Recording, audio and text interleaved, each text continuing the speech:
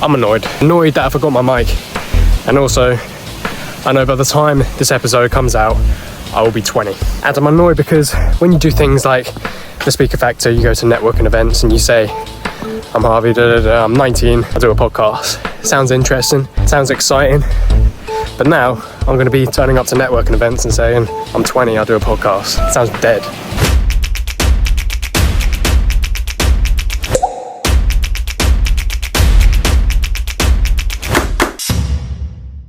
So try to put the camera down.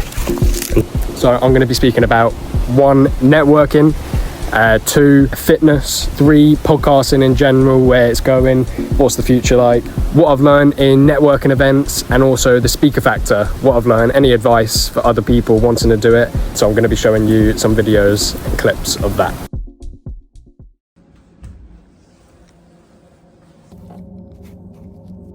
So as you know, I went on stage a few weeks ago, first time on stage, first speech. Overall, I think it went well. Got a lot of positive feedback, things I need to work on as well, which was really good. I was relieved when it was over, I'll be honest, for saying that I'll definitely do it again. I think they're doing it next year. So if you haven't watched the last solo episode that I did, this is what I talked about in my speech.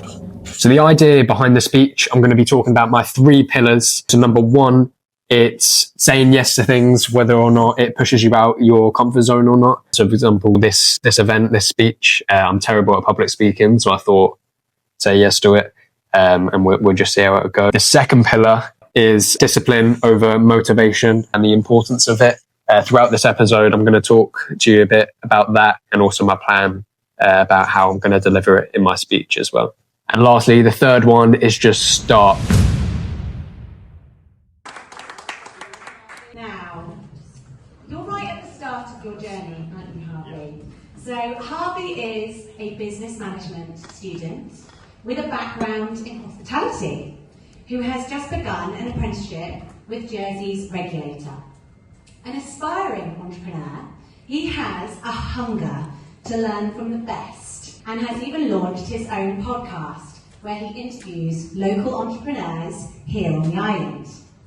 This is Harvey's very first time on the stage, and true to form, he's pushing himself outside of his comfort zone. He's going to share what he's learned so far and what he hopes to achieve in the future.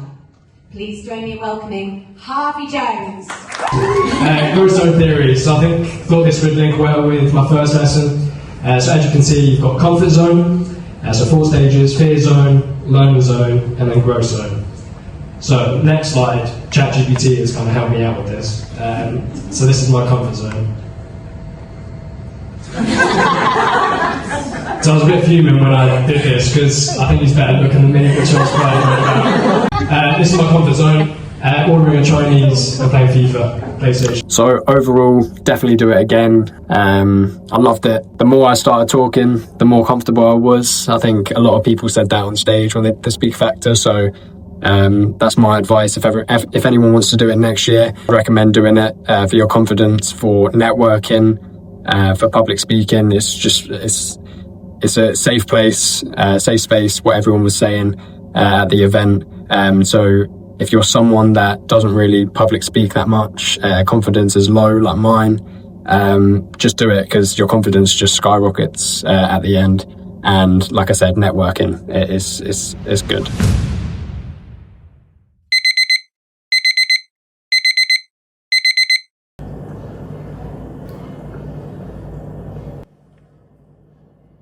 So I had a question from my mate Cody.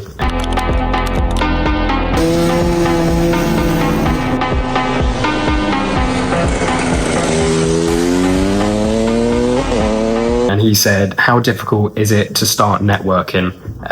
Which I thought was a really good question. When I first started the podcast, before, I had no clue where to look for networking events. I didn't know if I was allowed to. I didn't know if I was too young, too inexperienced and stuff like that. But pretty much you can go to any networking event with companies like Eventbrite, Jersey Business, IOD, companies like this, that you can just search up and see what networking events is for the year. Jersey Business is really good for that. So that's the first place that I would look for networking events. Obviously LinkedIn, if you're not on that, I don't know what you're doing. For networking, LinkedIn is the best app.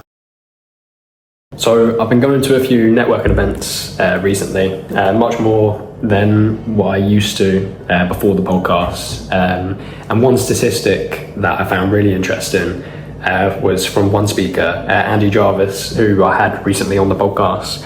And he said, based on research, he said 70% of projects fail.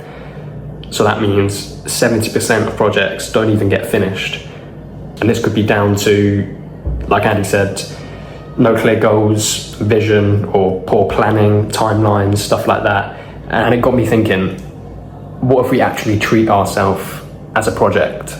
If you read 10 pages a day, 10 pages alone, knowledge goes up, confidence in reading goes up, stuff like that. You go gym, get into shape, you train legs, that goes up, a few percentage, arms, a few percentage, go gym, networking events, networking, meeting people for your business, stuff like this. So what if we treat ourselves as a project, the most important project? So that's got me thinking. I'm making gym plan at the moment up until Christmas. I really want to go a half marathon next year, so I'm building towards that.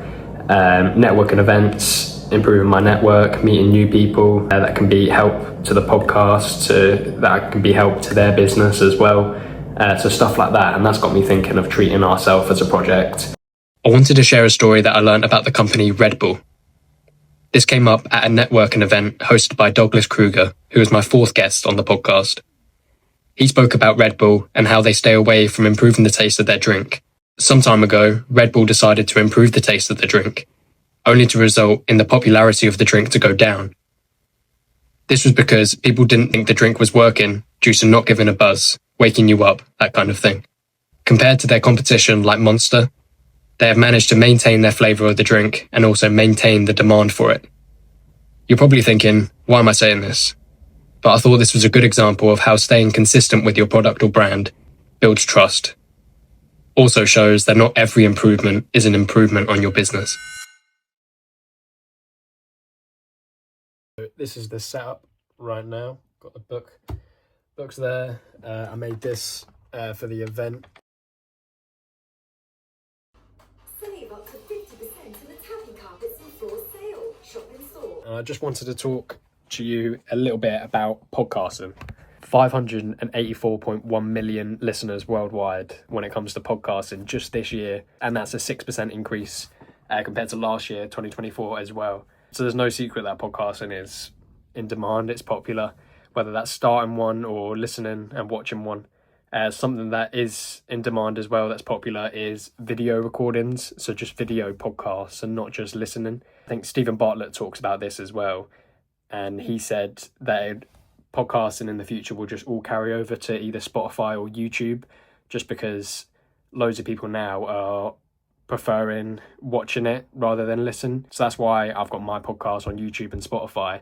I need to find out a way how I get the video on Spotify at the moment. But yeah, 584.1 million listeners just this year.